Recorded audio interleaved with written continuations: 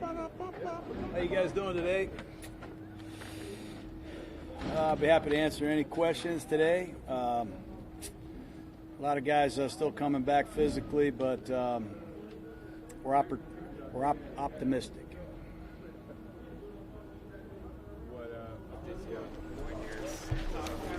Dwayne Harris. He has an ankle sprain, and he did not practice today. He's questionable for the game, so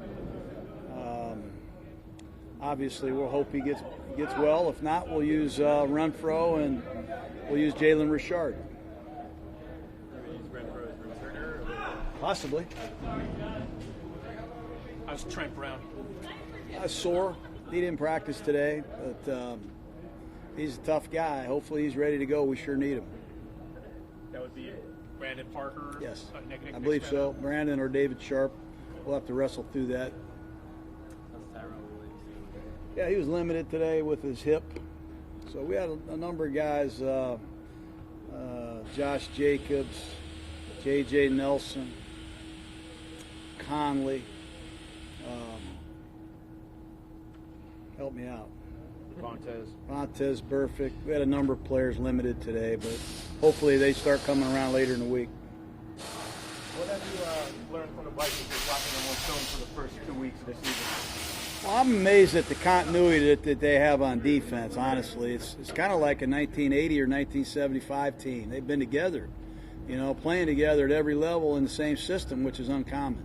So they don't make mistakes. They don't screw around on defense. They're really good, man, really good.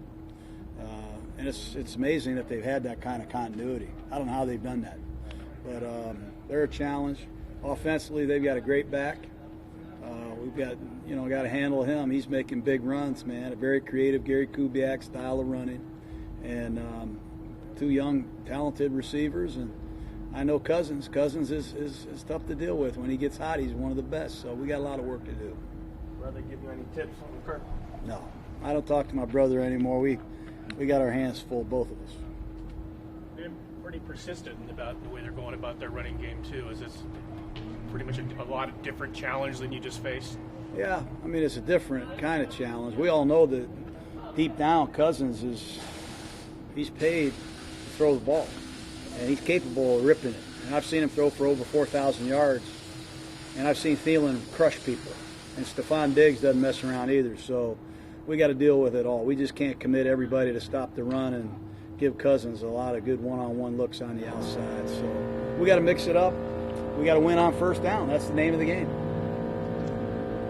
John, apologies if this has been asked recently, but first of 7 weeks away from Oakland, just as a coach, how do you sort of psychologically wrap your brain around that? Because it's pretty uncommon to be away from home for that long. I'm still trying to understand how that happened, but we're going to have to deal with it. We just got to showcase our mental toughness and deal with it. It's uncommon, maybe unprecedented, maybe unrealistic that this should ever happen in pro football. I'm not excited about it, but we'll adapt and do it the best we can. I know all the guys are tough. What did Williams and Jacobs show you last week as far as the grit and getting back in the game? Yeah, it was big. Obviously, does that irritate you every day, that noise? What is that? Guys cleaning off the cleats. It's tough. It's tough on all of us. It's tough to call plays when you're calling a play for a guy and he's not there. Then you're calling a play for another guy and he's not there. So the emotional part of it, you got to get over and you got to adjust, kind of like playing on the road or playing in London or playing in Winnipeg. You just got to adjust. But I'm really proud of those guys for coming back and giving us all they had and finishing the game and practicing today. And they're tough guys. Incognito going to pretty much pick up where he left off? Yeah, one thing we did today is we didn't have as much full speed work today as we normally do because of the injuries, but we increased the reps. We increased the communication opportunities for Richie to get wired back in, and all indications are good. He looked good today. How pleased have you been with Daniel Carson? Obviously, he was with the Vikings last year. Really pleased. I mean, he's a nice man. He's kicked the ball in clutch situations. He helped us beat Arizona at the buzzer. His kickoffs have really improved. If you've seen that, he's had some touchbacks. Great guy, got a huge upside, big leg, but we really are proud to have him. AJ Cole, we're wondering about him last week with the foot, but he did kick. How is he now? I think he's better. You know, he got rolled up. We had a punt drill, and he accidentally got rolled up, and he hurt his ankle, but he made it through the game okay, and appears to be better. We won't punt until tomorrow. We'll see tomorrow exactly, but I thought he did okay in the game. Coach, you talked about the continuity on defense with Minnesota, but this is traditionally one of the top defenses, has been the last couple of years. What is it about this unit that makes them so tough to deal with? You know, you just watch the Atlanta game, and you're just, wow, it's 28-0 at the end of the third quarter. You know, Green Bay got a couple scores early. They didn't make much happen at all in the second half. They have veteran players, and they have high-profile players at every level. It starts with the pass rush. You know, they knock the run out with Linval Joseph and Kendricks, their middle linebacker, and then they get these pass rushers a lot of at-bats, and they can rip it, man. I mean, Everson Griffin is back. Whatever anybody has said about Griffin in the past or whatever he went through last year, I don't know, but he is playing really well, and Danielle Hunter's one of the best unknown defensive ends in the league. I don't know why he doesn't get more credibility, but Rhodes can shut you down. Waynes is a first-rounder, and Harrison Smith is multi-Pro Bowler. They got a lot of good players, and Zimmer's had a scheme that they all understand. So they're tough. They are tough. How similar is what Zimmer does to what Paul does? I think it's similar. I just think they're so advanced because they've been together so long. You know, they know where all the snakes are in every coverage. They call cover 3 jade or whatever they call it. They know where the problems are, and they're quick to make adjustments. And every week they can give you something, a twist or two that you haven't seen, you can't prepare for. And don't forget the noise either. I mean, it is really loud in there. I can't wait to hear that horn, that Viking horn. I love that thing. All right? All right, guys. All right, guys. They don't blow it up during touchdown.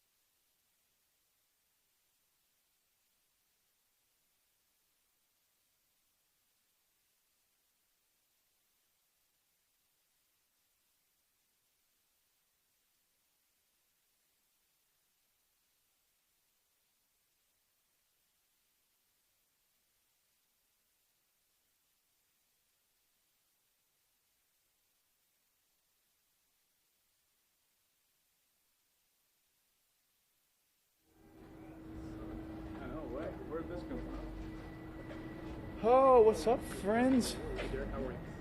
Just tired. Derek? Derek, what jumps out at you these guys defensively?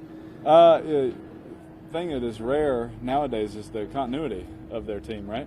This defense has been around together for a while. Ever since I can remember my rookie year, most of these guys have been playing together, right?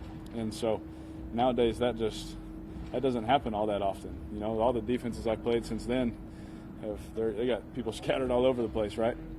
But for this many guys to stay in one place is pretty special. It says a lot about their system and their coaching staff and how much they believe in each other, right? So I think that's the number one thing, and just obviously they've been great all over the years. They've been top 10 defense. You know, seems like feel like every year, right? So they're really tough, but it's a good challenge for us. Does it help you at all to see Paul's defense every day, just knowing that there are similarities between the two? Yeah, so, some similarities. Like you know, there's so many schemes that people run nowadays that are completely different than one another. They have some similarities, so that's nice, right?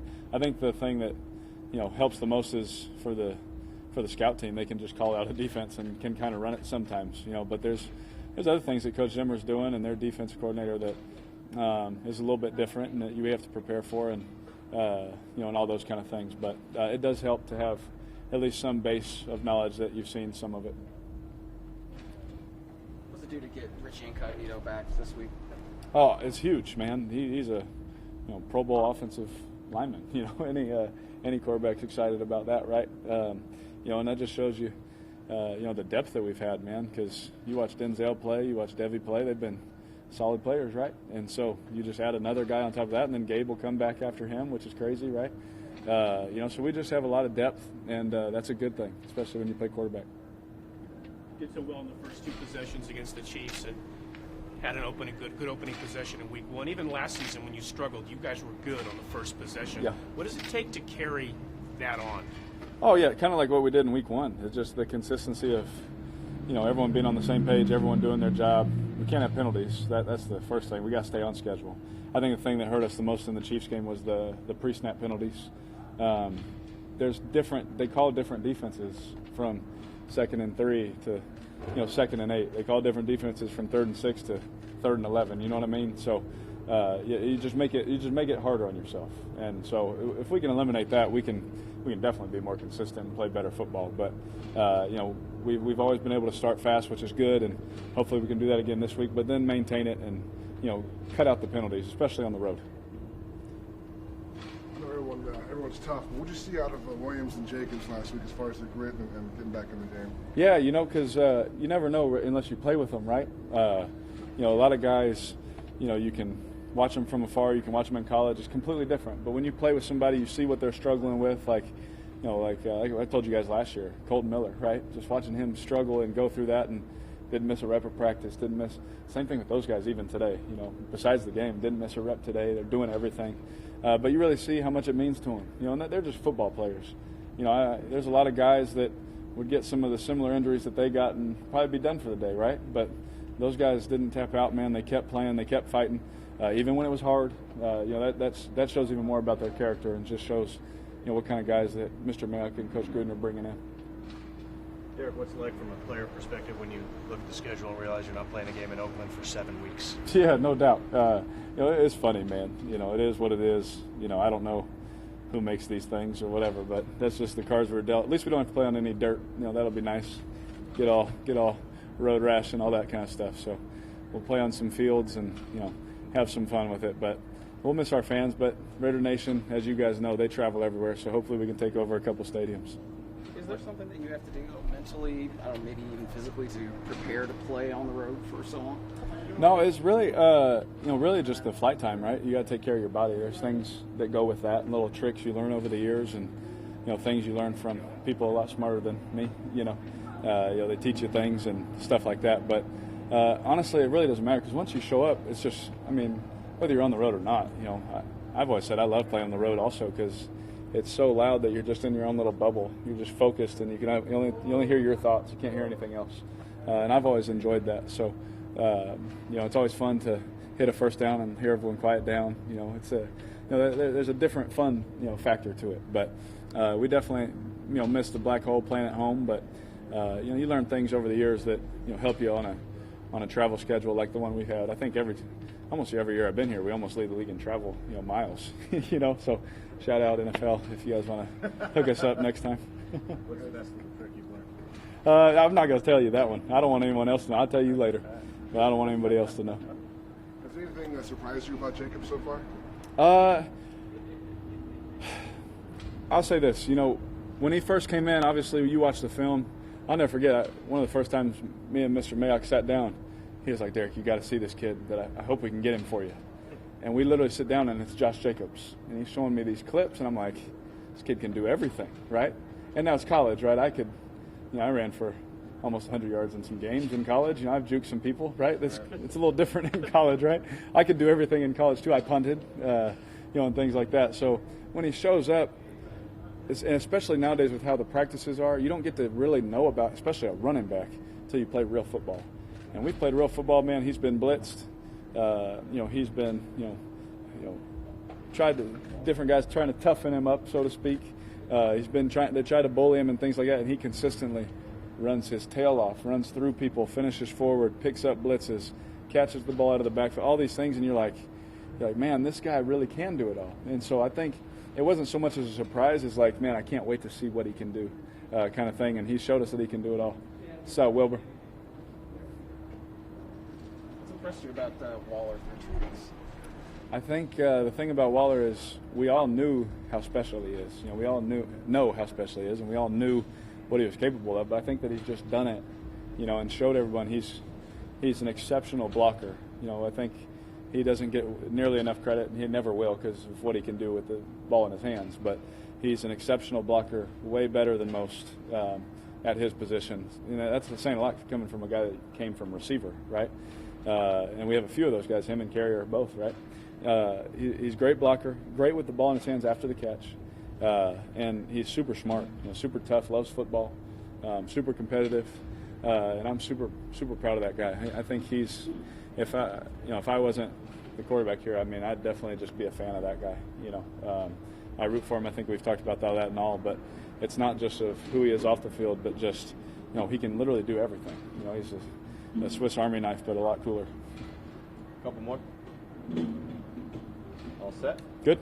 Oh yeah. 2 weeks into the season, obviously it's still early, but based on your expectations you have for yourself, the team, and just reflecting on the first 2 weeks, where do you think you guys are at based on where you want it to be at? Oh yeah, we'd rather be 2-0, right? So we're 1 win off, right? And that's the beauty of it is when you lose a game, and then 2 other teams in your division lose a game. Also, it helps, right? It's not a pat on the back, but it's like, oh man, we can't do that again, right? And so we saw where we fell short. We see where, myself, I see where I need to be better and how I can be better for our team, and that's what I'm focused on. As long as I can continue to sit down with Coach, make sure I get my corrections and I show him on the practice field and in the games that I can do that. I just got to take care of my job and play better for us, and then that way we can win some more games. You like the chemistry and everything? Oh, love our team. Yeah, this team is, we're going the right way, that's for sure. Yeah. Thanks, guys. Thanks.